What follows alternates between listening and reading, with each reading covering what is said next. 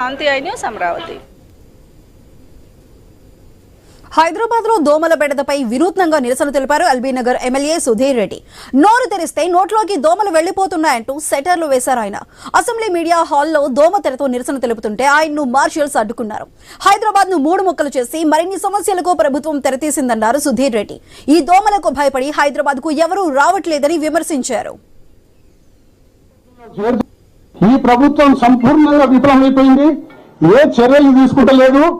దోమల మీద యుద్ధం ప్రకటించాక కూడా ఎటువంటి చర్యలు తీసుకోకుండా ప్రజల్ని గాలి కొదిలేసి ప్రజలు డెంగ్యూ, మలేరియా, చికెన్ గున్యా ఇవన్నీ రోగాలతో ఇవాళ ఆసుపత్రుల్లో చేరుతున్నారు. తద్వారా లక్షల రూపాయల ఖర్చులు పేదవానికి మరి మధ్యతరగతి కుటుంబానికి భారం అవుతుంది. కనీసం దోమలైనా అరికట్టమని చెప్పేసి ఈ ప్రభుత్వాన్ని కోరుతా ఉన్నాను. గతంలో చేసినట్టు మీరు కూడా చేయండి. తప్పనిసరిగా దోమలు అరికడతాయి, తగ్గిపోతాయి. తద్వారా ప్రజల యొక్క ఆరోగ్యం బాగుంటుంది, ప్రజలందరూ కూడా సుఖ సంతోషాలతో ఉండదు.